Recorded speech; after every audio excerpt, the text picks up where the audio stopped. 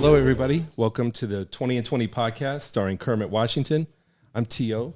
And today our guest is going to be Hasim Rahman, the two-time heavyweight champion of the world. But first of all, I want to introduce the star of our show, Mr. Kermit Washington.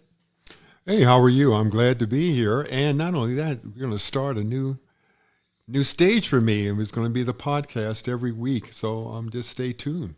Yeah, no, it's very exciting. Long time coming. I've been working on this a while, and got everything set up, and we're excited. We have a bunch of people lined up, a lot of sports figures. We have some figures from other industry, other walks of life lined up, and so I think it's going to be really, really exciting. So I want to thank Kermit for this opportunity, and thank everybody for their support, and yeah, just really, really excited. Looking forward to moving on with this. Yeah, and you're telling me we're going to put it on Facebook and Instagram and YouTube, which gives a lot of people a lot of different times they can watch it if they want to. It's not like a television show where, it's on at 10 o'clock. We got to, tune in at 10. Whenever you have time, just get on and see what we're talking about. And hopefully it's one of the subjects that we're talking about is one that you're interested in. But we'll have doctors, we'll have everybody, people from all different forms of sports. We'll have agents that have probably been some of the top agents in the world with Michael Jordan. I'm sure we can get David Falk and other people like that to start telling us a little bit about what really goes on, and a lot of NBA ball players and ex-NBA players, because those are the ones I know the best, and I think we'll have a good show. I think it'll be very interesting. Okay, so I was going to bring up the news in the NBA. What are your thoughts so far on the NBA season to this point? Well, first of all, we talk about the Warriors. It's just like the Rams in football. After they win the championship, I think they think that it's easy. They don't realize how much work they had to put in to be successful. And they come back thinking it's going to be easy again. And you see the Rams are 3-8 or something like that. I don't know what they are, but they're not playing well because they forgot what the formula was for them to be successful. And with the Warriors, the same thing too. They're so used to winning. And with everybody back and Clay being healthy, they think it's going to be like a walk in the park again. It is not, because now you're the one that everybody wants to beat. And when you get beat by, when you can beat the Warriors, you've had a successful day, and people are saying, "Oh, you're better than we thought you were." So that's what you want to do. You want to beat the best teams, and the best teams have to be ready for everybody trying to knock them off. Yeah, in the East, you have the Celtics, Bucks, and the Cavs. Celtics and Bucks, in my opinion, realistically, are the only two right now that have a chance to, win the championship. To come out of the East, I expect to see them in the Eastern Conference Finals if everything holds serve and you don't have any major injuries or anything like that. But the Celtics, even after having lost in the finals, sometimes the team that loses in, whether it's the finals or the Super Bowl or whatever, they're not ready for everybody to be gunning for them next year, and they take a hit, they take a dive down. But the Celtics are 21-6. They're leading the East, and they've been playing well. Well, first of all, it's a young team, and you think about it, they have two people that you have, Tatum and Brown. They're really the most important players, and they're very young players. I think Tatum's is his fourth or fifth year, and Brown's the same thing. They're very young, they're very hungry, and they play hard. That's the difference. Now, their center position is sometimes questionable, but they have people that, play their role, and that's the most important thing, I think, with basketball. It's a team, not just a group of individuals, but a team. And as the Celtics and as Milwaukee goes, those are good teams. And they know who the stars are. They know who to go to. They know who they are. And that's why they're successful right now. Philadelphia, it could be, but they're kind of shaky, got injuries all the time. That's coming up all the time. And I agree with you. And I think that if Milwaukee and Boston can stay healthy, they're the two teams on the East to be beaten. Yeah. Well, also, we had some sad news earlier. We found out that Paul Silas passed away, former NBA player, former NBA coach. Mr. Silas was a 3-time NBA champion, a 2-time All-Star. He was on the NBA defensive first and second team several times. And unfortunately, we find this morning that he's passed on. Well, he was a good guy. I mean, did you enjoy playing against him? No, because he tried to hurt you all the time. But he was, when I say that, I'm saying it in a nice manner. First thing I realized that Paul Silas was one of the players in college, like with me, that averaged 20 points and 20 rebounds for his career. It was only 6 of us, I think. And he's one of them with Dr. J, I think Bill Russell, Artis Gilmore, and I think another guy, Walter Dukes. I think that I can't remember each person, but that's how I first was associated with Paul Silas.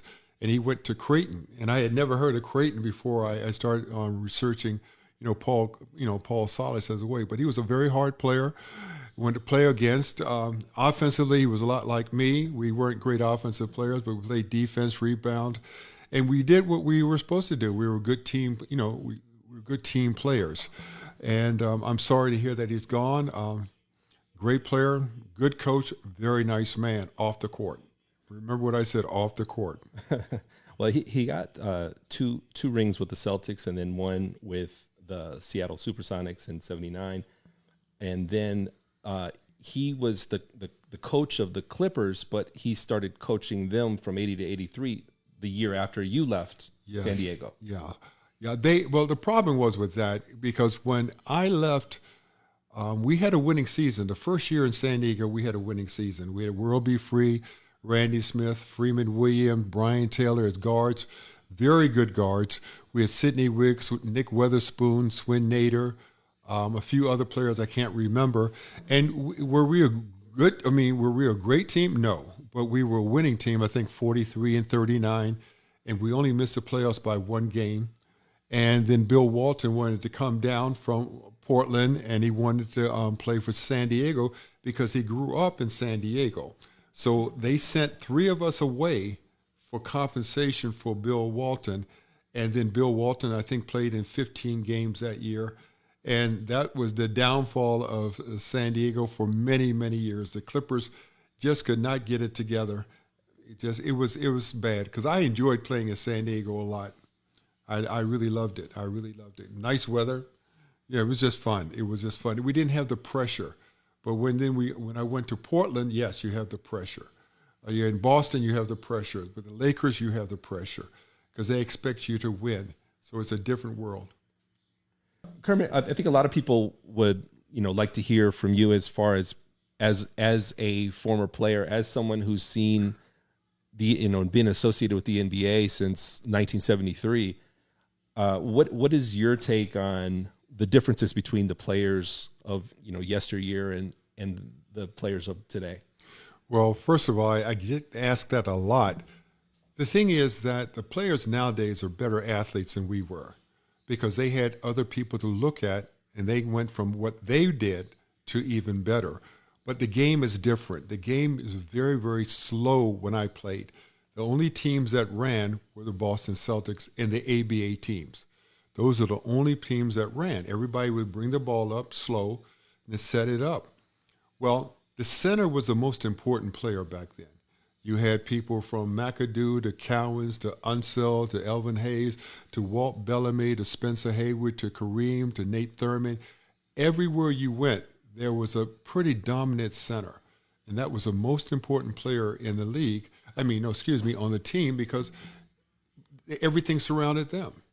Nowadays, the game is so fast that the point guard, if he's good, is probably the most important player, because he gets up and down the court. So you can't have big, slow guys anymore being at the center position. They got to be able to run. So they can be big, but they have to be able to run. Where you look back when I was playing, all the stars, you had people. I'll give you a good example. McAdoo was averaging 30 points a game. Dave Cowens, 20-some points a game. Elvin Hayes, about 27 points a game.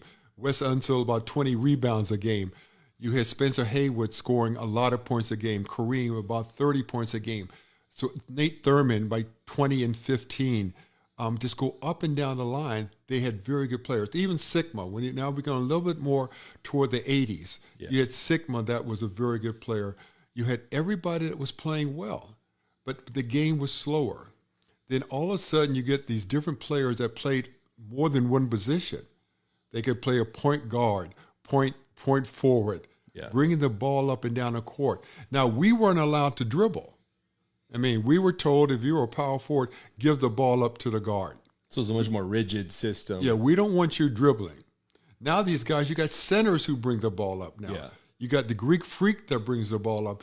You have even a big guy from the Joker from Denver. Yeah. He brings the ball up. It's just incredible. You're seeing all these big guys who can bring the ball up, where we were told, get the ball to a guard. Yeah, you brought up NFL. It's right now as we're taping, it's NFL Sunday. We were watching Philadelphia just blow out New York Giants. Yeah, the New York Giants earlier. They're up by 20 as we speak in the third quarter. What's your take so far on the couple of the teams you've been watching? You've been watching Philadelphia. You know what? People ask me that all the time on Facebook or Instagram. I love football 10 times more than basketball because I always wanted. Okay, when you grew up in Washington D.C., we had two teams: the Washington Senators, and then we had the Washington Redskins. The Senators left and went to Minnesota. Became the Minnesota Twins. So we only had the Redskins. And the Redskins weren't a good team, but they would lose 55-45. So they were entertaining. You had Sonny Jurgensen, Charlie Taylor, Bobby Mitchell, Jerry Smith. They would score up and down. So it was interesting to watch. Yeah. And so I love football. To this day, I will watch football on Sundays. Basketball games, depends who's playing. I really don't get excited about basketball. I don't want to, downgrade, make people think I don't love basketball. I love certain players. But football, I always watch whatever NFL team's on. Yeah. Because I just love football. And the teams now this year, the injuries now, it's incredible the injuries that these players, they get now because the guys are bigger, stronger, faster, quicker. When I was growing up, the offensive linemen were 250, 240. Now they're 330, 340. Yeah. And safeties were 170, 180. Right. Now they're 220, running 4.4s. Well, somebody's got to get hurt. Yeah. You got running backs that are 230, 240, can run. Yeah. Somebody's going to get hurt. That's why now the quarterback, unless you're very, very talented and very, very lucky, you got to be able to move. Because you can't stay back in that pocket and survive anymore. Brady's one of the few that can still do it, but you look at the quarterbacks around the league, they're mobile. Yeah. They're ready to get out there and move. No matter what team you're talking about, Kansas City, Buffalo, Baltimore, Philadelphia, they all have quarterbacks that can run, save their lives. So what we'll do, we're going to take a break, and when we come back, we'll have our guest, Hasim Rahman. Everything like you love me, and other things like a real G. I don't need nothing you do for me, it's all good, just love me. Do everything like you love me, and other things like a real G. I don't need nothing you do for me, it's all good, just love me. Okay, so now joining us is the two-time heavyweight champion of the world, Mr. Hasim Rahman. The Rock, as he said earlier, the Rock is in the building. So we're very happy to have you out here. Thanks for joining us. Appreciate you. Glad to be here. No, I'm glad to have him. He's my weightlifting partner. He's gives me a hard time every day, but he does motivate me. So I'm glad he's here, and we like to hear about his story. Got you putting in that work? Yeah, with him, it's ridiculous. I mean, we're not talking about reps of 10s or 15s or 20s. We're talking about reps of 100. I wouldn't necessarily say we're partners. I would say that you like a student. I wouldn't say partners. Partners, like 50-50, something like that. But you're a good pupil, though. You good. I'm going to get better. Okay. I'm a challenge this man one of these days. If this was the first semester midterm, what grade would you give him right now so far? I mean, he's C plus. He's a good student. He good. Yeah, he got potential. So you're optimistic about extremely. Okay. He's a good guy.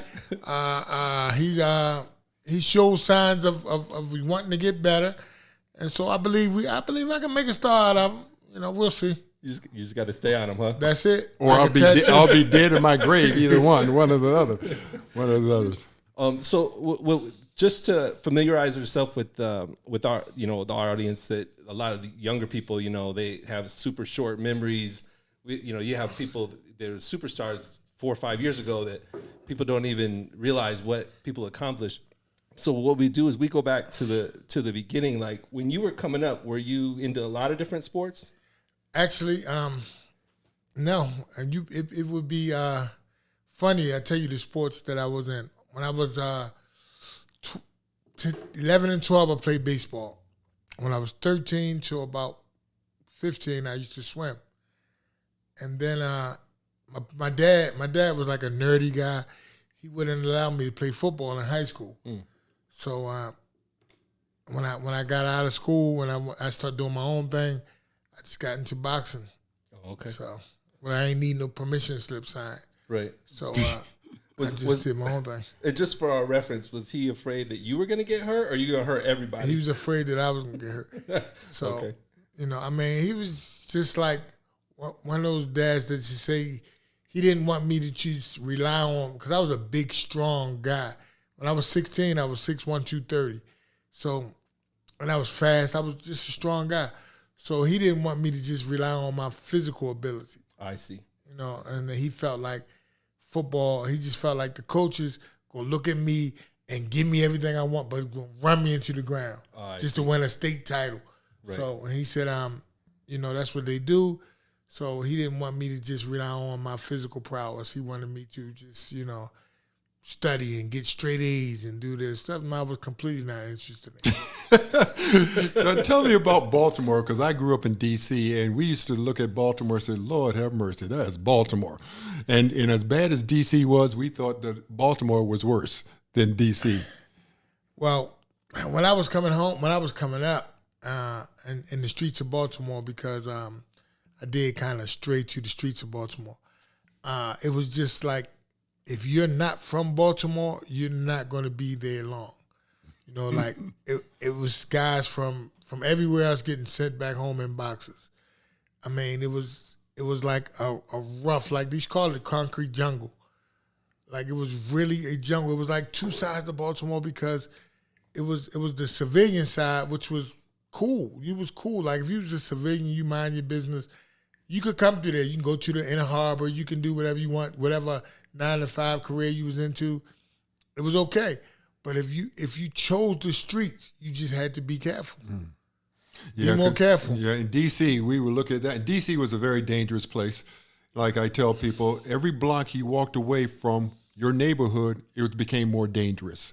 So if you had to walk 5 blocks to school, well, you were in trouble. You better run those 5 blocks. But when we thought about Baltimore, we looked scared at Baltimore. We said, oh, my God, Baltimore is this. When you go there, it looks pretty rough. It's a pretty rough place. And so did that help you become a heavyweight champion for fighting? I absolutely think it did, because the way I looked at it was I didn't have to worry about police. I didn't have to worry about rival crews. I didn't have to worry about just, guns. I got shot 5 times. I got in a car accident and I fell out the truck, and the truck fell on top of me. I tried to block it. It hit my hand, broke my wrist, scarred my face up. So now you're talking about one man. You're talking about one guy. So I don't care who the one guy is. It's one guy. It's not bullets. So I've never had a fear of fighting one man, one person, no matter who it is. So I always looked at that, and I think it was a detriment to me, so to speak, because I never really gave boxing the respect that it deserves in terms of just training, like things that I know now. I know people say it all the time, but if I knew then what I knew now, it would have never been another champion. I'd still be champion. So you didn't, okay, who did you have training you when you first started coming up? I mean, I had a guy named Jenks Morton. He's trained Sugar Ray Leonard. I trained in Palmer Park, Maryland. So he was my trainer for like 27 fights. I was 27-0 with him. So maybe 23 fights, 24 fights. But I was like undefeated with him, and the more I learned about boxing, the more I wanted, and when I would go to him about it, he didn't want to do that, so I just felt like he needed to be replaced. What did he want to do? I don't understand. He didn't want to hold the pads and let me hit the pads. He just felt like the heavy bag was enough. And when I did my studying, like I always do due diligence and research on prior champions before me. So when I see Evander Holyfield hitting the pads and I see Lennox Lewis and Riddick Bowe hitting the pads, I'm like, okay, well, that's how they became champions. Seeing Mike Tyson hitting the pads, knocking the pads off some of his trainer's hands. So I said, I want to do that. I mean, it looks exciting to me. So just hitting the heavy bag every day, all day was monotonous. Heavy bag sparring. That's all I was doing. So it was getting monotonous to me. So I was like, I want to try that. So he was like, nah, we don't need that. Well, okay, well, I don't need you. If I could backtrack a little bit, how did you initially get into boxing? I was in the streets of Baltimore doing things that I'm really not going to speak of, but things I was doing. And a former boxer who had just came home from prison, and he came home, he was super big and strong, because, you know, when you just come home from prison, you eating all the state food and you lifting weights and you just strong. So he came home and somebody came from behind me. Mind you, nobody played with me in the streets of Baltimore. So somebody came from behind me and grabbed me from behind. And so I said, man, this better be the police. I must be going to jail. Because I can't think of a single person that would come play with me like that. In the streets like that. So, and then all the people around, the little neighborhood people, they knew me, and they knew I was like a knockout artist. Like everybody I fought, I hit them with one punch, the fight was over. So, you're like the Sandman, when he grabbed me, I hit the people who knew him, because this was really his neighborhood where he grew up.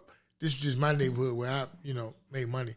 So I said, this better be the police. So I hear the crowd saying, oh, Brother Lou. His name was Louis Butler. And I knew about him because he was a boxer. And he used to box at, like, they called it the Civic Center back in the day. So he fought like the white Muhammad Kwai. And he was just for me, being a civilian, I just don't really want to get into anything with a boxer, because I feel like it's decidedly unfair for me to be boxing a boxer. So he challenged me from head to head. Come on, let's go. Now, I see these people, and I've really got the heart of a lion, right? But I don't know if I think I was a cub at that moment, right, when he first challenged me. And then I looked at everybody, and I was like, man, let me go. I got to just go for it. So we started boxing. Boom. So I said, in my mind, I did some quick tabulation. So I said, whatever he do to me, I'm just going to do back to him. So I'm going to learn on the job. But nothing above the neck. No, just chest. Okay. Just body and chest. So whatever he did, I waited. He hit me with 3 punches.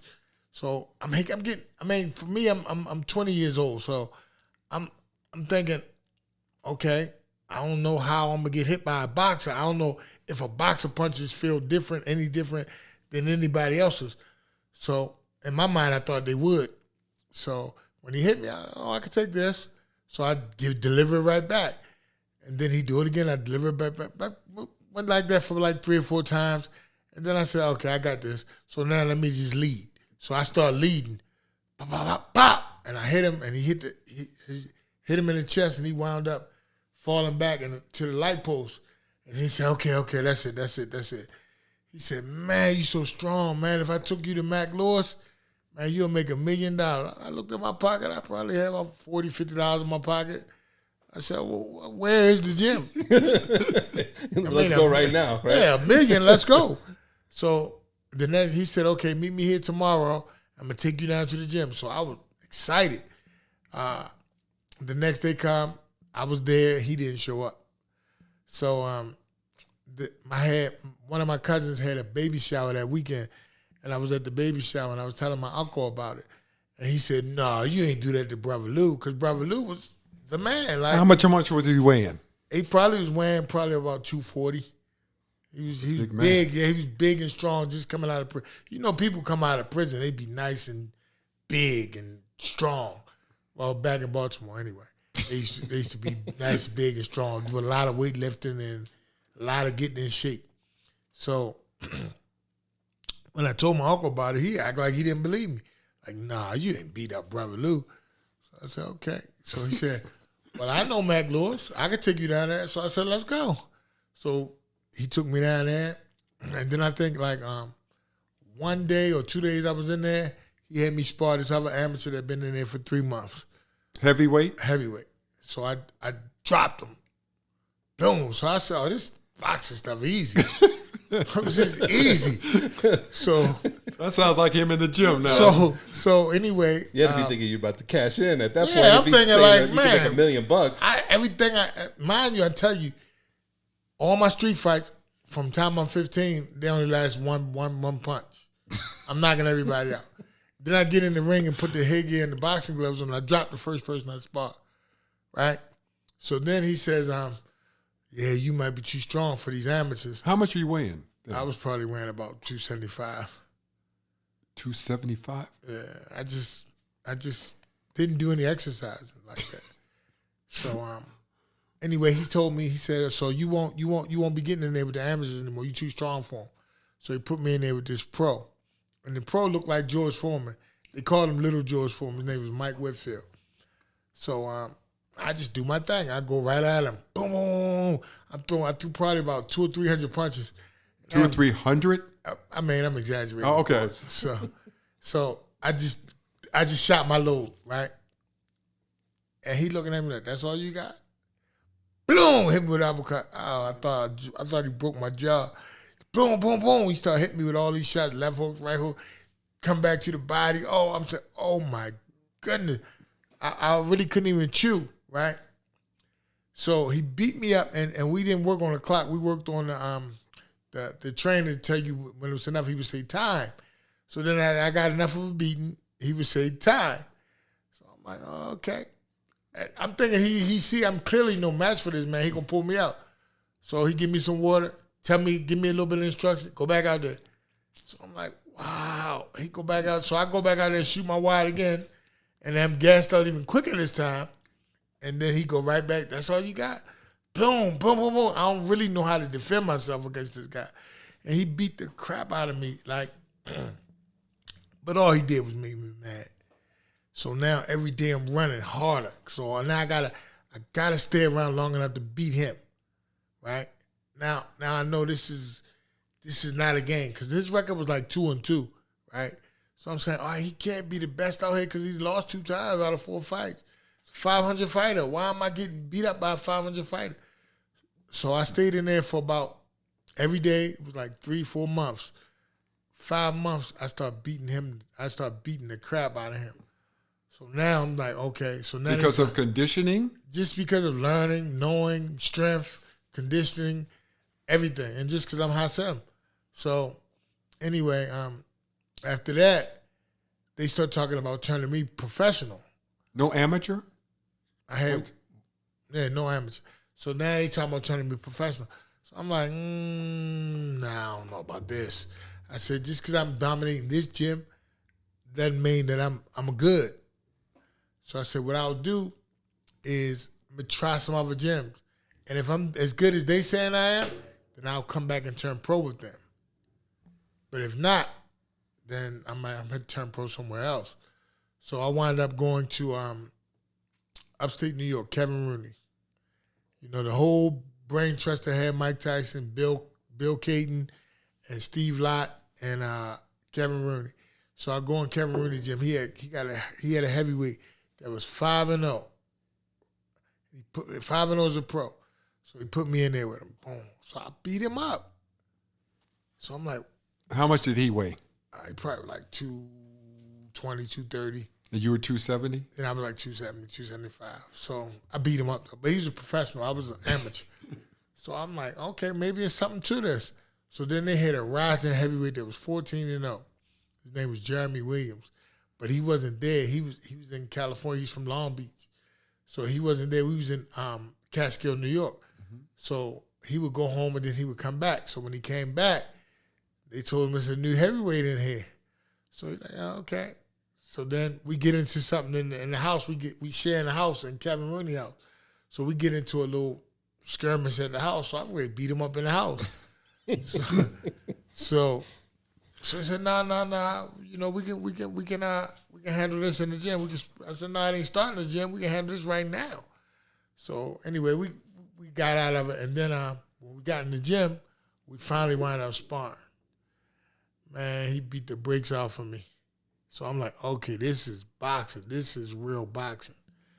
So after that, he wound up leaving Kevin Rooney. There was nobody up there for me to learn from. So I came back home and went with the guy who beat him in the fight, Larry Donald, and Jenks Morton out of Palmer Park, Maryland. So when I went there, it was probably a whole bunch of heavyweights, probably like 20 heavyweights in there.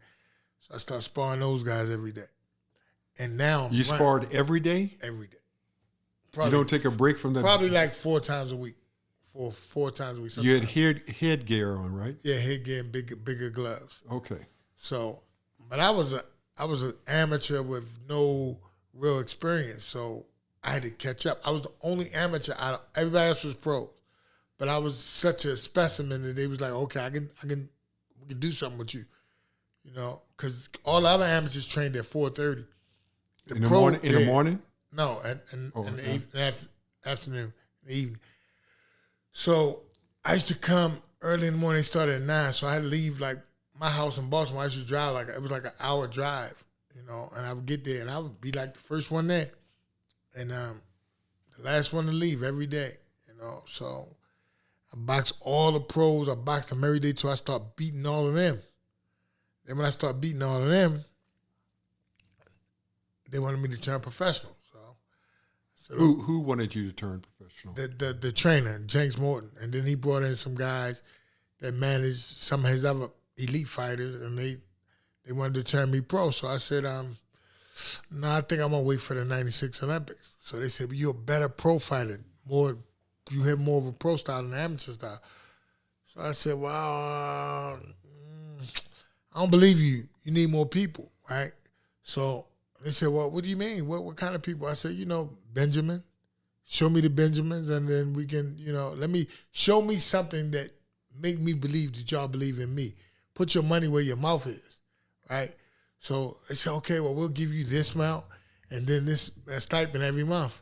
How much was that? I don't mean. They gave me $10,000 cash, and then they gave me $2,000 a month, right? And that was like unheard of for a guy with really no amateur experience. So I mean, for me, it was cool. So I took it, and I turned pro on a Larry Donald, Riddick Bowe undercard in Las Vegas. Knocked the guy out in the first round, then just kept on going. Okay, before you go any further, tell me what it's like to go in there for the first time as a boxer in front of all those people, knowing you can get your butt kicked. I don't say you, but as a boxer.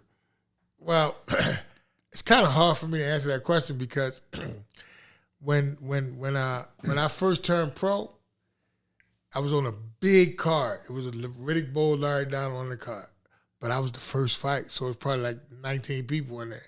So you know, people come when the main event starts. So it wasn't as bad for me because, you know, I was okay. By the time I finished fighting, there was nobody there. Like, it was empty. Like every major card, when you look at the undercards, the first guys, the prelim fights, I was just a preliminary fighter, so they just stuck me in there. It was so empty. Like I could hear everything. I could hear if you dropped the pin, I heard it. So it was really like, you know, like I was getting accustomed to it. So those 19 people, it wasn't really a big thing to me. It's like sparring in the gym. It was just a bigger gym, basically. At the time that I did start fighting in front of a lot of people, but I was already experienced at that point. So it wasn't nerves or anything like that kicked in. So, you know, I got accustomed to it along the way. I just got brought up the right way. You know, it's funny because when you say that, the first time I played on national television, it's a big thing. Because I said, I'm going to mess up all these millions of people going to watch me. It was in college. But then you get used to it because it's just a commonplace. You're going to have on television there every single game. But the bottom line is for boxing, though. I mean, was it you or somebody else told me? Well, you go into a boxing match. If you're good, you're not so scared. He says, but if you're not good, you know you're going to be terrified. But if you think you're going to win. So when you went into a boxing match, did you think that you were going to win? Not just, I might win, I'm going to win. What was your mindset? My mindset, everything I do, is I'm always going to win. In fact, I never lost to anything. You know, I don't use the word loss anyway on anything I do. I always look at it. If I come up short, so to speak, it's a lesson for me. The L is a lesson for me to learn from. That's when you came up short with me when we used to do curls when we first started. And what did I do with that lesson? And what did I do with that lesson? It's a process. And what did I do with that lesson? Yeah, right. It's a process. So I learned. I know. And I come back and do better. And now you can't touch me. You know what he does, T.O.? He goes around the gym. Don't be lifting, even if he doesn't know you. If you're lifting a lot of weights, he's going to come and challenge you. People he don't even know. He'll say, you're not doing nothing. I can do that. And you do that to everybody. I said, that poor man. People can't be peaceful and then lift by themselves. He'll say, now who was the big guy that was doing the 405 the other day?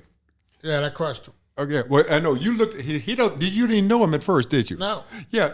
Because I was leaving because we had finished, and I saw him looking at the guy lifting, and I knew something was going to start in a sense where challenging him, because that's right.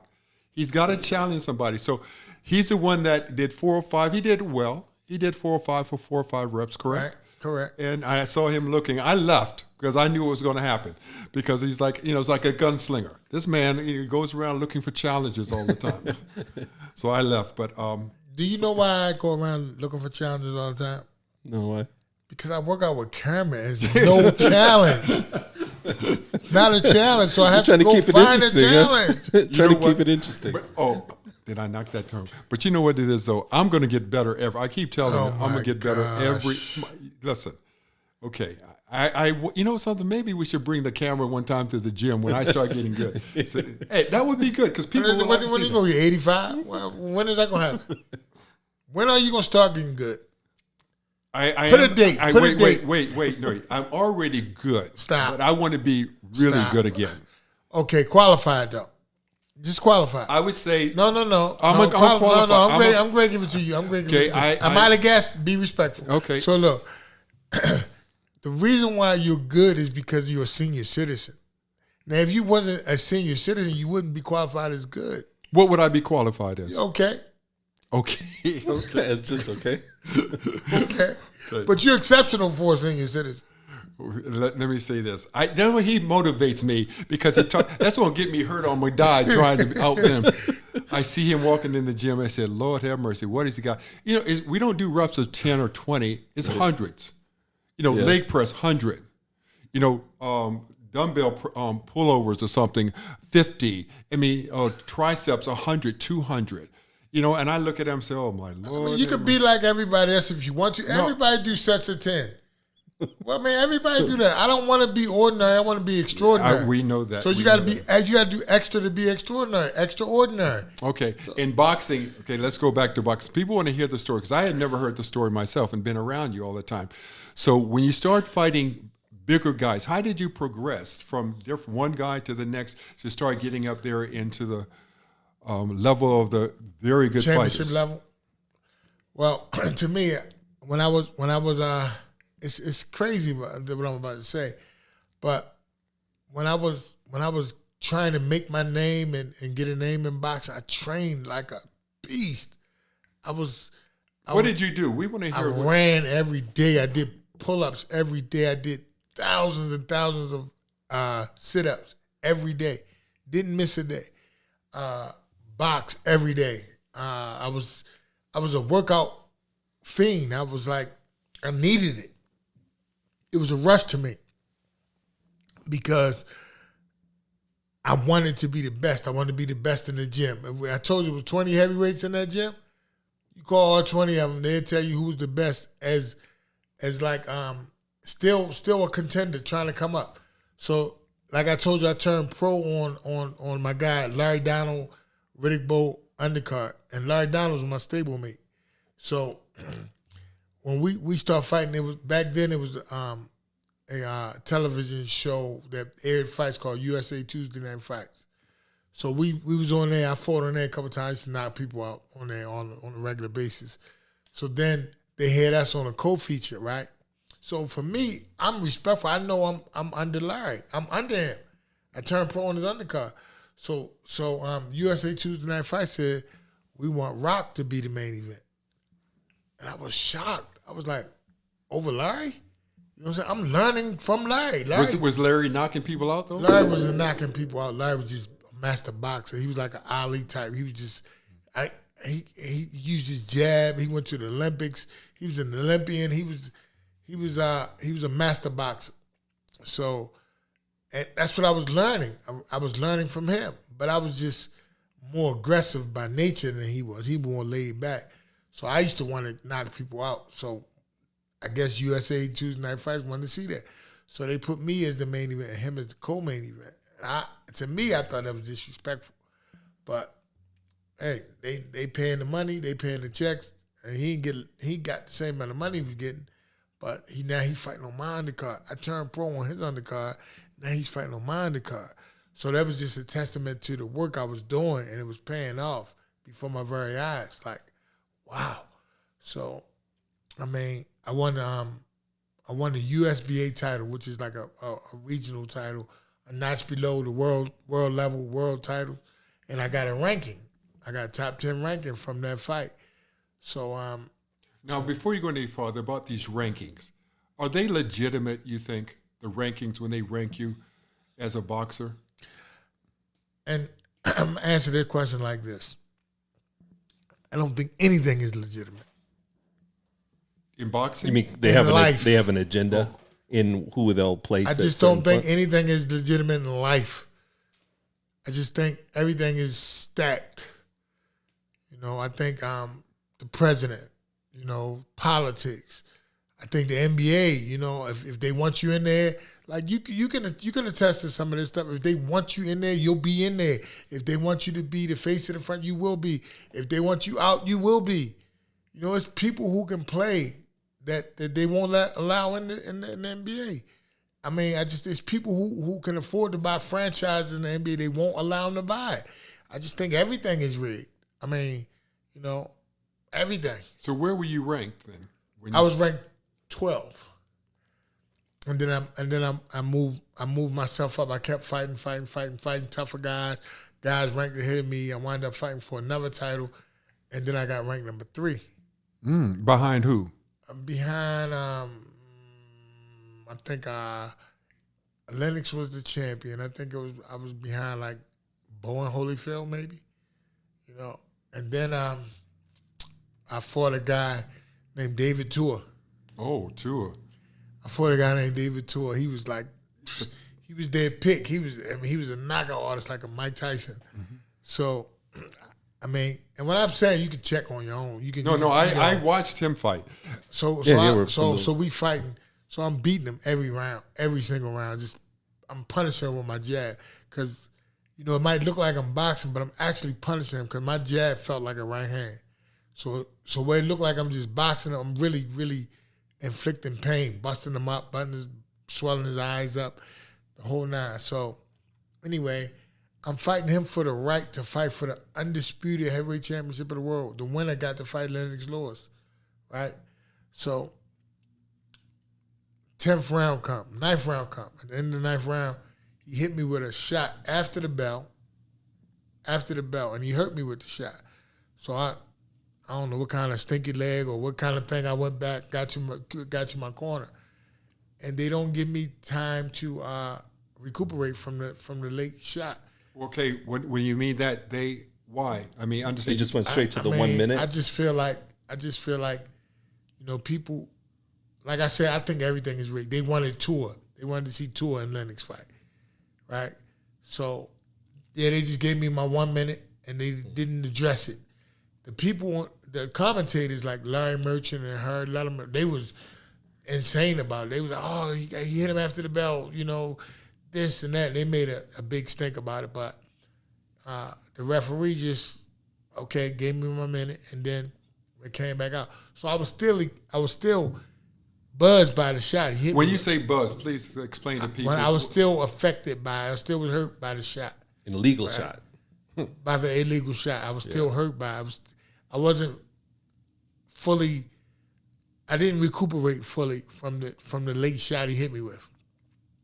So the next round, the 10th round start, so I come out, I didn't come out, I normally come out aggressive. So I didn't really come out that aggressive this time. And so he back me to the ropes and he throwing shots, but I'm still cognizant enough to just play defense. So I'm making him miss the shots. And the referee stopped the fight. So, I mean, now he won the fight, and now he get to go fight Lennox Lewis, right? So I'm like, wow, this is crazy. But I really got a lot more praise because they looking at me like, wow, if he can do that to David Tua, he must can beat everybody else because David was one of the hot young prospects. And that was your first loss. Yeah. And it wasn't even. I didn't even. Without controversy. I should say I was 27-0 going into the fight. Right. So after that fight, I told everybody my record. My record is 27 wins and 1 robbery. So I never really to me. It don't matter what the record books say about me. It's what I feel about me. It's what I say because. Now, when I'm dead and gone, the people if they ever go and look up boxing and say, well, he lost to him or he did this or he did that, that's really not true. So, I got to go by my perception of things. He did not beat me. He did not beat me.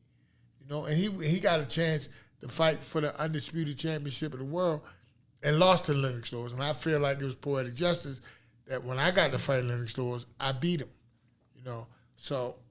And I just feel like had I got my chance as the undisputed heavyweight championship, I was undefeated at the time. For one, it wouldn't have been a 20-1 underdog. I would have been just going in on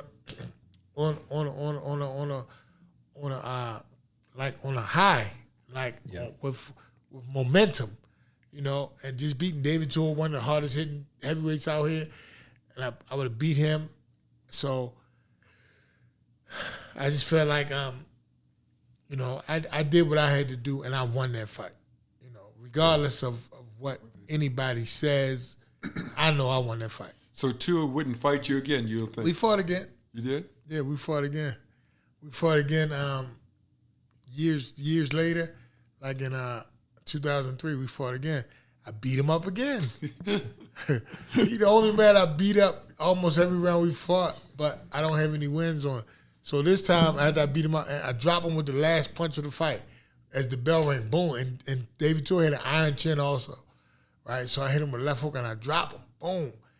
And they give me a draw on the fight. I'm like, a draw? Yeah, they didn't count my knockdown. They didn't count the knockdown, and they gave me a draw on the fight. So I beat this guy twice, but I have no wins over him. What did the crowd do? I mean, it's like, for me, I always felt the responsibility to not panic in these situations because where I come from, I felt like they're gonna go as I go.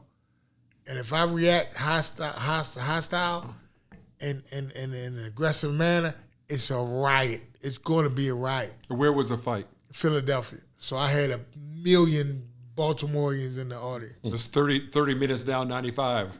Yeah, so I got a whole lot of people in there, and I just feel like they're gonna go as I go. It's my responsibility to maintain order and peace, because if I don't, I'm never fighting on HBO again. That's number one. So now I would have just been shooting myself in the pocket, and I just felt like it wasn't worth it. Let me just conduct myself with some dignity, and that way I have a chance to redeem this stuff and get other opportunities.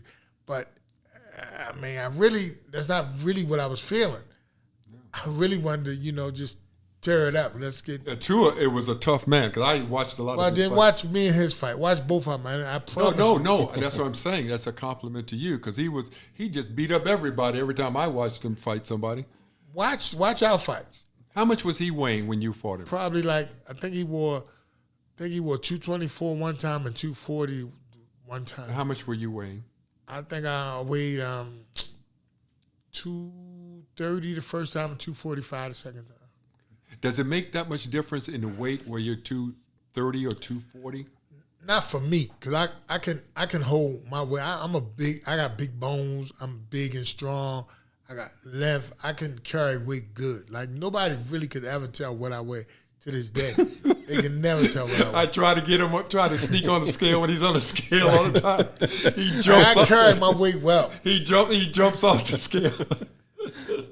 After the first Tua fight, though, in building back up to get to the point to where you got the shot to fight for the undisputed championship, what was that time frame like?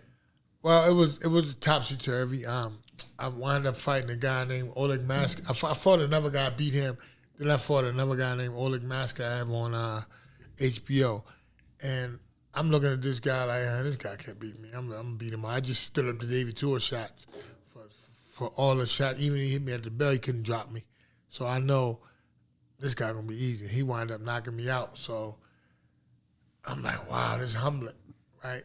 But, Well, did you go in the fight just overconfident? Way overconfident. Way overconfident. I was actually in training camp in Arizona, and my daughter's birthday came up. So I said, I ain't going to miss her first birthday. So I went home, left camp, and do what you do when you're home, and extracurricular activities and no respect for the guy. So he wound up knocking me out. So after that fight, I get another fight. I knock somebody else out. Then I get another opportunity on HBO. And this is for a world title. So they got this guy named Corey Sanders from South Africa. I've heard of him, yeah. And he was a knockout artist. He was tall, southpaw, great hand speed, and unbelievable power. So we wound up having one of the fights, this was like George Foreman, Ron Lau type fight. I remember that one. So he wound up knocking me down. I'm like, wow, I trained you hard for this. So I get up, he come in for the kill. Boom, I hit him with a right hand, knock him down. So we go back and forth like that. One of the rounds, like round 6 or 7, he hit me with a shot, I hit him with a shot. I drop him, and he really dropped me, but I grabbed the rope so I wouldn't fall. It was like a double knockdown. So then I get up, so they just gave him the knockdown. They gave him the 8 count. And then I think it was round 8 or 9 when I wound up going in for the kill and wound up winning my first world title, which they don't give me credit for winning that world title because, as with everything else, when they want it to be relevant, it's relevant, So, but to me, it's relevant. I won the world title. I was announced a world champion at that moment. But who is it for who decides which titles are relevant? And this same guy wound up. He fought Klitschko like 2 fights later, knocked him out, and took his title. So and I told everybody this is a monster. He's a monster. They wind up fighting him. Look at the fight. When I'm telling you, check him out. Corey Sanders, check him out. Yeah, I remember seeing him repeatedly dropping Klitschko. He was like a lefty, right? Animal, Just yeah, he was bam, southpaw. bam, bam. Yeah, he was an animal. He was an animal.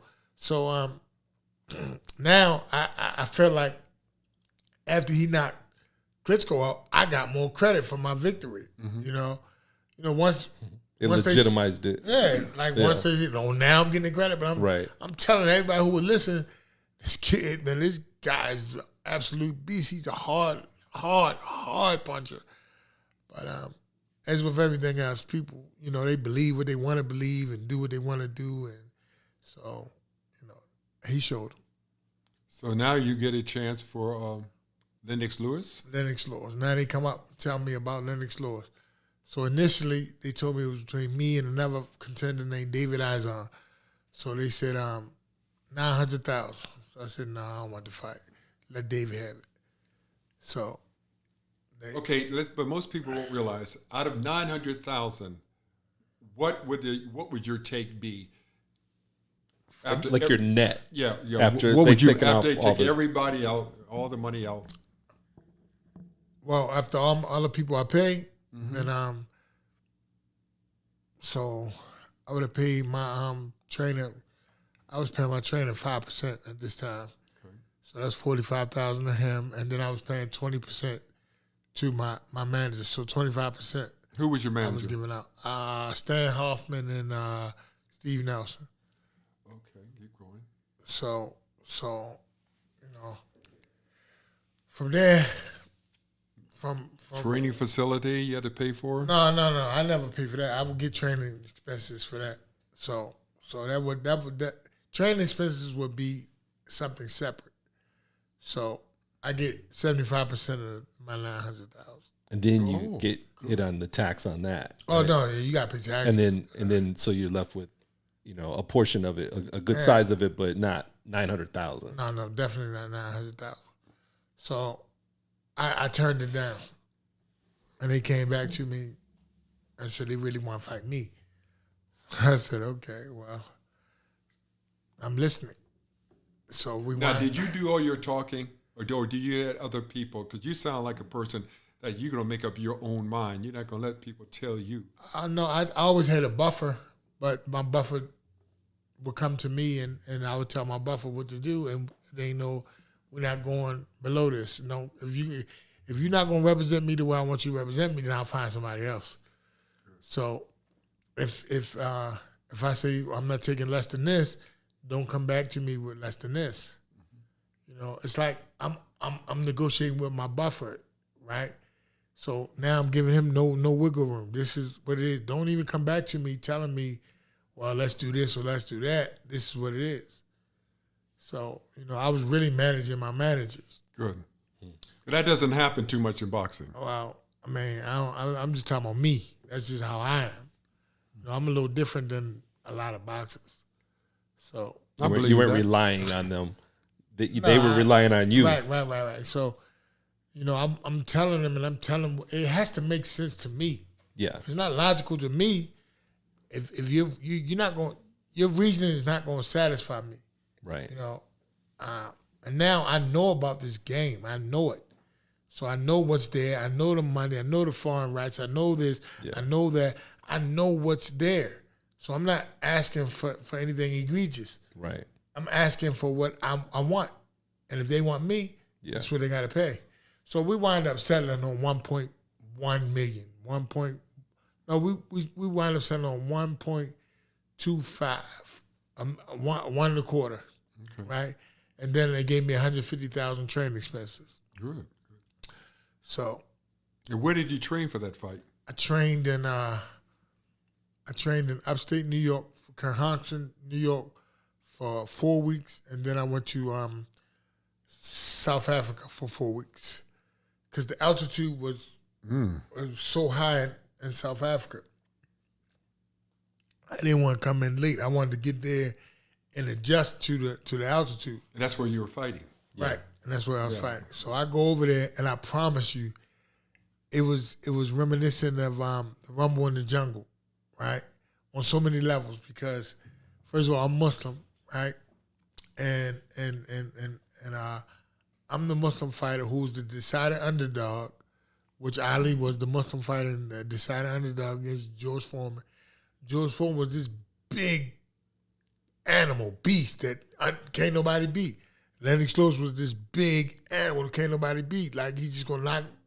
George Foreman was supposed to knock out Ali, and Lennox Lewis was supposed to knock me out. These wasn't really supposed to be competitive fights. And so I'm over there, and the people really didn't know me when I first got there, but before I left, when I'm running the streets, it was like, boom, my head, Ali.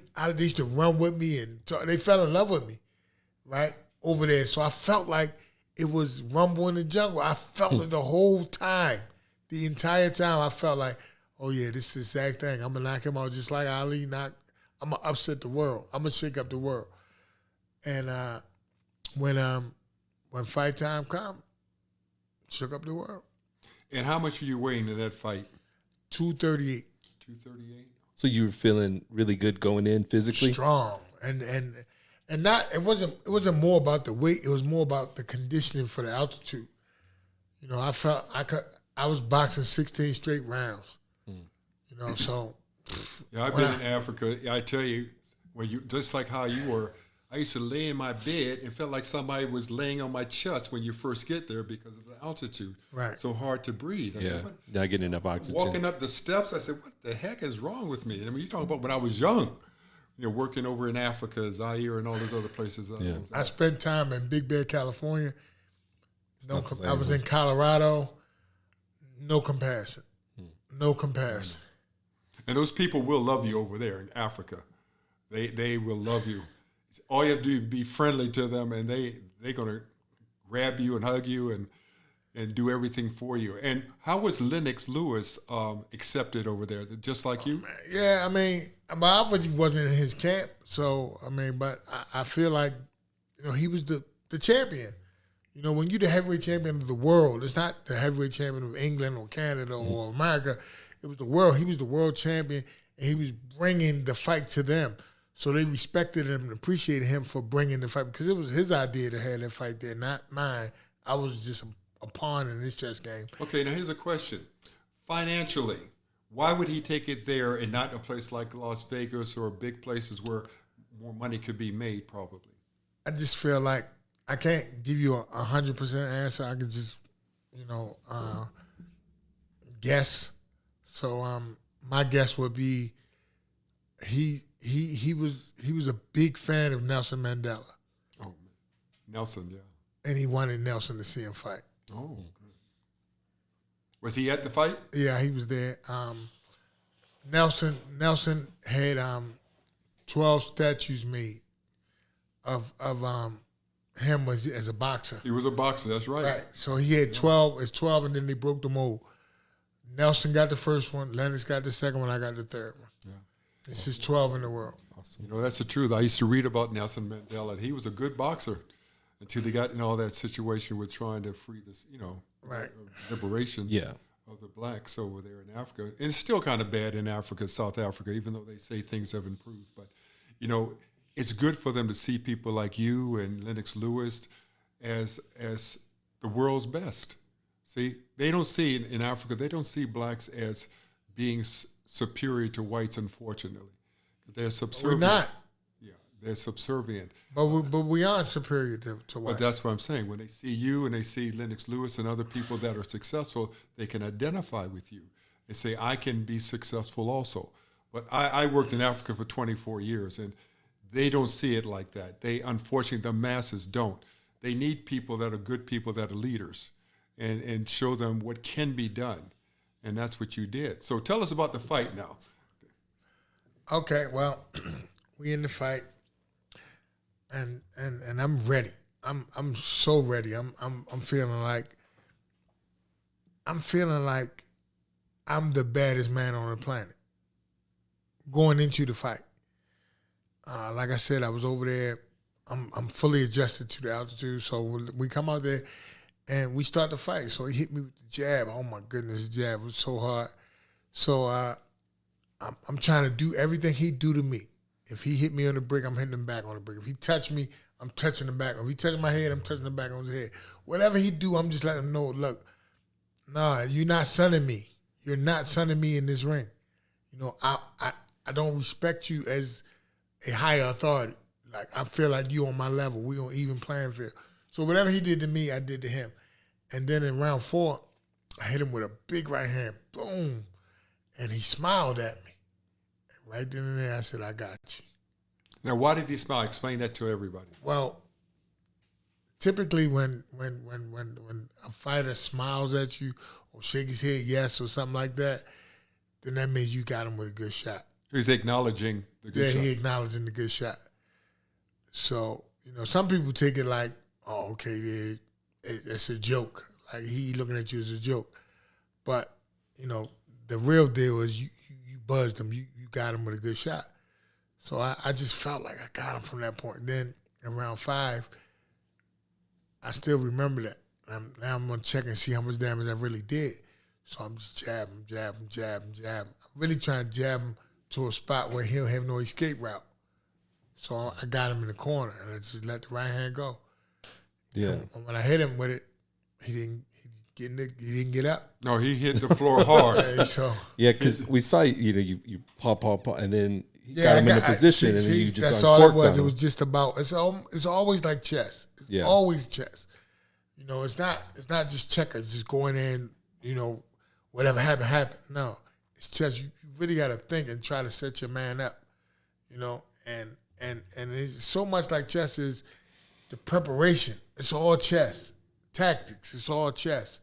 You know, it's never okay. Well, let me just hope and let me just go ahead and hope I get lucky. It's never that. It's always chess. The preparation, the fights is actually won and lost in preparation. So when you prepare, if you prepare like you're supposed to, like you're going to win, like you know you're going to win, like this is your destiny, then the result will be favorable. You have to view that. Yeah, you have to see yourself as a winner. I told you I met Ali 3 times, and we were playing LaSalle. The first time I met him in Philadelphia, and they were staying at the same hotel. And he sees me in the elevator. He says, "Young man, come here." I go over there, and I start smiling. He says, "Who you guys play?" I said, "We play LaSalle." He says, "Are you going to win?" I said, "I think we're going to win." He says, "Young man, you can't think you're going to win. You got to always believe you're going to win, and you'll win. But if you have any doubt, you can lose." And that's the first time I met him. And each time I met him, you could think that what he was saying is that you really have to believe in yourself. You have to already visualize winning. He says when you go in there, if you can't visualize winning, you probably can visualize losing. And I've met him 3 times. I met Ken Norton a couple of times. I met George Foreman. I didn't care for George Foreman when he was young. He was not a nice man when he was young. He's nice now. There's what, 200 million, 300 million, that George Foreman cook or whatever it is. Grill. But you know what? One of the best fights that I enjoyed watching was when you said George Foreman against Ron Lyle. Oh, yeah, that was a good That classic. was unbelievable. I mean, if Lyle was in better shape, he might have won. But he got tired. Did you see that fight? No, I didn't see that. Oh, it was like That's a must watch. You gotta 3 go or watch 4 that. knockdowns in the fight. And they went Knocking each down. other down hard, They went yeah. down, like you said, they're not going to get up. They got up. They kept getting up. But Foreman was this, you know what? He was a mean man, though. And because it was him and it was, Jim Brown hung out, Kelly from the Karate Guy, and it was a defensive back that used to call the Hammer. I forgot his name. They used to hang out in L.A., and they weren't a friendly crowd. They were not a friendly crowd, no. But you know what? It's good, to meet all those different guys. And Ali, tell me what you thought about Ali, honestly, as a fighter. Because I really, like Norton told me, Ken Norton says, "Kermit, I beat him 3 times." He says, but because of the politics, what do you think of that? Well, for me, I was a pallbearer at Muhammad Ali's funeral. Yes. So I loved him too. So for me, I don't know if I'm the right one to ask this because my affection, I revere him so much for what he did inside and outside of the ring, right? So I'm a little biased because for me, like, I don't know if anybody gonna agree with me with this, but I feel like if Ali didn't take that hiatus for taking a stand, Joe Frazier never become champion. I think he went out at the apex, the highlight of his career. Like, he was in his prime when they took 3 years from him. And that's when Joe Frazier got in. So I just think he was affected. He was affected by those 3. You can't take 3 years out of the boxing of your prospective sport, period, and come back and get one you the- fight. He came and back get in you one the fight. right, and get you the top level. Again. So I mean, I just feel like if a man has that much conviction and he's willing to stand on his principles, like that you go broke, you lose your status, you lose your championship, you lose everything. You lose everything. You giving all that up. You giving it all up because of something you believe in. Then I mean that trumps anything to me. What he can do inside the ring, and he did amazing things inside the ring. But for me, that's why I always consider him like the best because of the man he was. Yeah. You know, the champion he was. I mean, like I always say, you know that Ali won the championship 3 times, right? But I think he a 4-time champion because he was a champion in life. Yeah. So I mean, like my affection for him goes so far because you really don't see, especially in the time that he was living in. He came up in the time and racism and you know, like where blacks was just treated like second-class citizens. Mm-hmm. And for him to take that stand, it's amazing to me. And I'm saying that's part of his championship DNA to me. So when you ask me about him as a champion, that's all lumped in as one. So he's the greatest champion to me because of who he is as a person, along with what he can do in the ring. And I'm just saying, and when you grade him, you know, you got curve it because of those 3 years he took out. You know, I feel like people wouldn't Ken Norton, Joe Frazier, all these guys. If he don't get those 3 years out, can they really touch him? If he was really training at his high level of training, do they really get to touch him? You talking about guys say they beat him 3 times and whatnot, but if he would have been steady training, and there wouldn't have been no draft, and there wouldn't have been no, I'm a stripper, I'm gonna put him in jail. If you rewrite history and you just put him on steady training for 3 years straight, does any of these guys be able to touch him? I don't know, but I'm just saying it's a question in my mind. And his personality was different from every other heavyweight. You've never had a heavyweight that had that kind of personality or the persona, what he had with the public. I Very mean, charismatic. Oh, my goodness, because I met him 3 times, I told you. And one time he was fighting Norton, but he was in L.A. at the time at the Marriott right off Crenshaw near the airport. And he liked the crowd around him. He sat down there, they had a lobby. He must have 50 people around there. And he just having the court. He's going to court, just telling people all the stories. He liked people around him, where the other people like Tyson, you know, it's a different story. Tyson was a great fighter, and Norton was a good fighter, or George Foreman great, but they didn't have that persona of Ali. Ali he was a people's champion. That's a good word, you could say that. He was, definitely. Yeah. Were you a big Ali fan way before, or once you got into boxing? I really wasn't a boxing fan coming up. I mean, I used to just watch the big marquee fights. I would watch them. Like, of course, I watched Muhammad Ali and Sugar Ray Leonard, but they was mainstream names. They was coming, like when I was coming up, I didn't have cable. You know, we had 3 channels, so it was like ABC Wild World of Sports. I would see them, so I would know them. Wild World of Sports. That's right. Yeah. So I look at Ali, and I always knew Ali, so I always looked at him. But then when I got into boxing, I started studying them, and I started going back doing my research and my due diligence on every fighter, because now I want to know as much as I can about this game I'm about to get into. I don't even know why I call it a game, because it's definitely not a game. But about this sport I'm about to, dive into. Yeah. So and just to touch on what you said about Ali, he loved the people and the whole nine, and George. I just feel like, when people ask you for autographs, like I was the kind of guy, I signed 200 autographs at one time, whatever, because people look at it like, oh, it's an inconvenience, or it's a problem. I'm saying these are problems that I would rather have than not have. I could have a whole bunch of other different problems. I could be trying to figure out how I'm gonna eat, where I'm gonna live. So for these people to appreciate me and to watch me, win, lose, or draw, you taking time out your life to watch me. You watching me. I'm a kid from Baltimore, Maryland, who people didn't give a chance. I didn't give myself a chance, actually. I had a child when I was 18 when my son was born. But you know why I had my son? I said because my mom had aspirations and dreams for me. She gonna have to live them through him. Cause I'm gonna be dead by 21. I'm gonna be in jail for like life. So I really gave up on myself. I didn't see it. I didn't see a future for me because what I wanted was instant gratification. I wanted a car now. I wanted jewelry now. I wanted money now.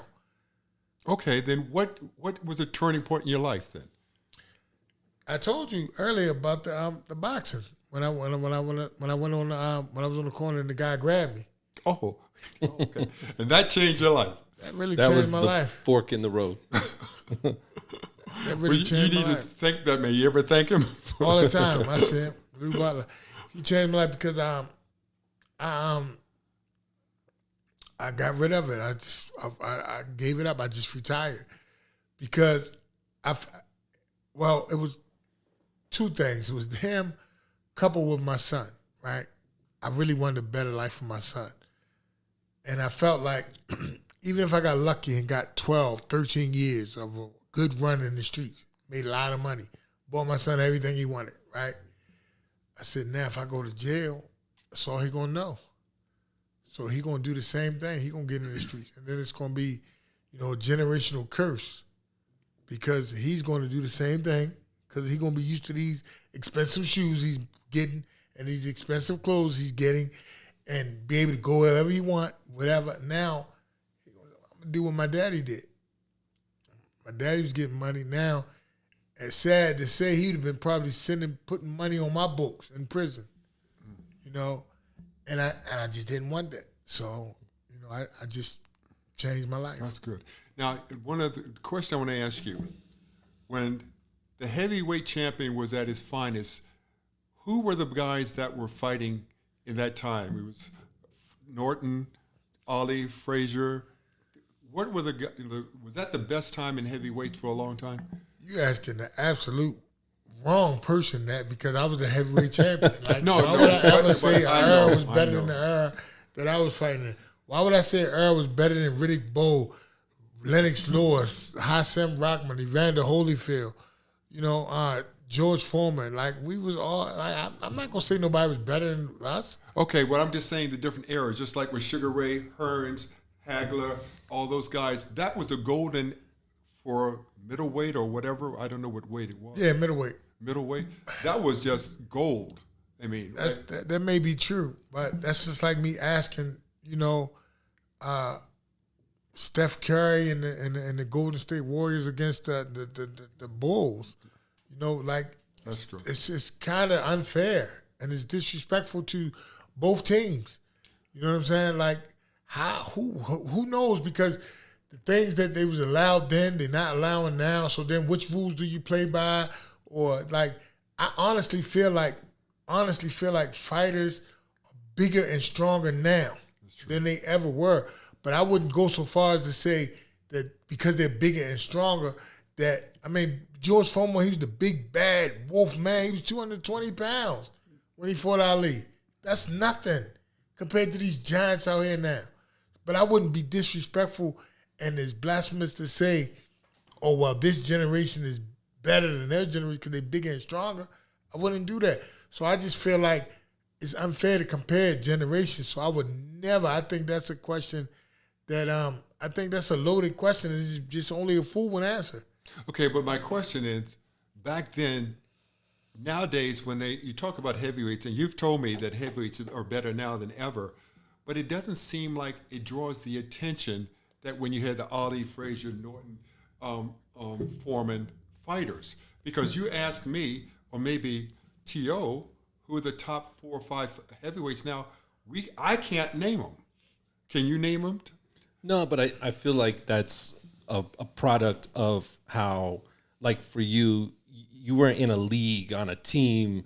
It's every man for himself. And so the marketing and everything is just done a different way. It's more than that. So Anyway, people don't know. It's a little more than that too, right? I think the biggest impediment to that is television, right? Like I said, back when Muhammad Ali and it was one channel. They was fighting. Everybody knew who the man was, right? Now, these days, it's so many other. You got the MMA. You got so many different channels you can watch, right? Back in the day, it was one channel you watch. Everybody knew who it was, and didn't cost you $100 to watch them. That's true.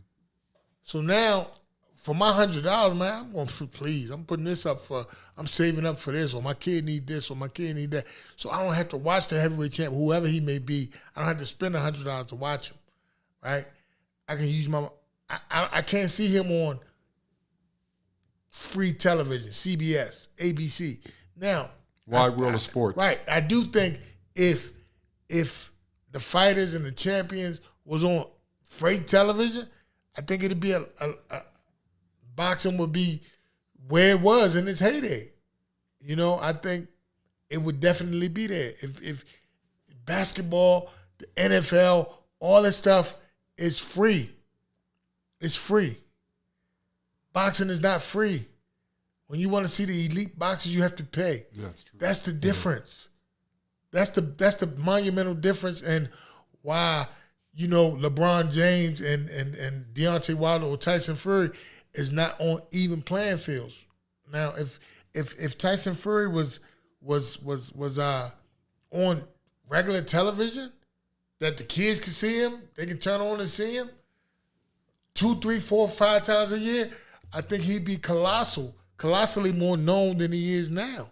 You know, but when you asking somebody to pay $70, $80, $90, $100 a fight, and they don't even see him, you know, often enough to That's really true. try to fight. It's like The Rock and wrestling, free television.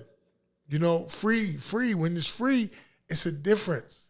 That's true. You know, Big time, yeah. Good point. Yeah, because when you look at some of them like that, it's like you said, there's the familiarity is what makes it, you know, more and more attractive. And if nobody is, you know, in a position where they're putting that out there, and you're being familiar with who these fighters are, if we were, like you said, if we were seeing them all the time, right, it would be like must see TV, right? And you would pay him, and you would pay to see him if you saw him all. Like if they had their training camps on television, on free television, all the time, and have some secondary fights on free television, so people can know them, they can know their story, they can get behind them. People want to get behind people. Yeah, they genuinely do. But if the only time they see you is, I need $100 or $89, $79 for me to see, dude, I don't even know you. Who are you? Yeah, there used to be Friday night fights. Remember those? Yes. Used to be every Friday there was a Friday night. But fight. it's no longer. It's the people greed has taken over so much, and somebody like Floyd Mayweather, who has just raped the game for so much money, you know, and has broke all the pay-per-view records and all that kind of stuff.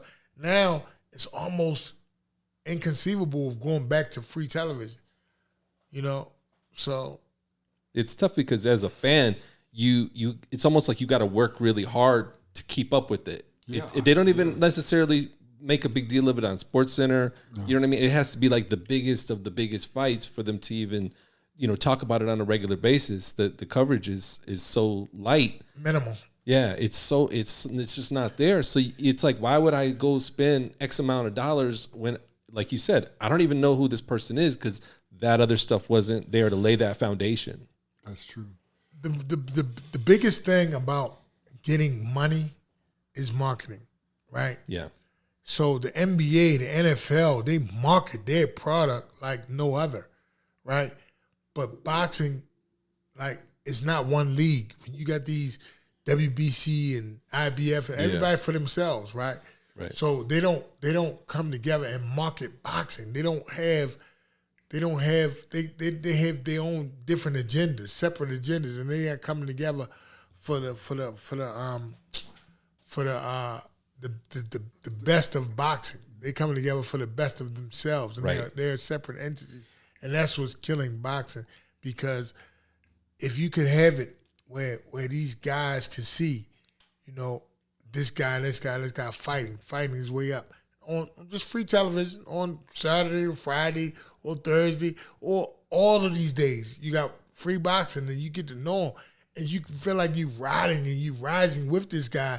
Now he's at this elite level. Maybe you might not mind shelling out the money that they're asking for. Yeah. But you just pick this guy out. It's like you picked him out of the grass. Oh, here, he's fighting for the title. Here, we want $100 to see him fight. No, it's not going to happen. You're not marketing this guy. They don't know this guy from Adam or Steve, but you want me to pay money to see him? No, I'm not doing that. Okay, so we're going to stop right there. We will be back soon, though, for part 2 of our Hasim Rahman interview. So please make sure you check that out. Thank you to everybody who listened, and special thank you to Miss Juliarachelle. Julia's been very instrumental in making sure that we could get this up and running, and also it's her music that is in our intro and outro. So check her out. She's at Juliarachelle on YouTube and Instagram.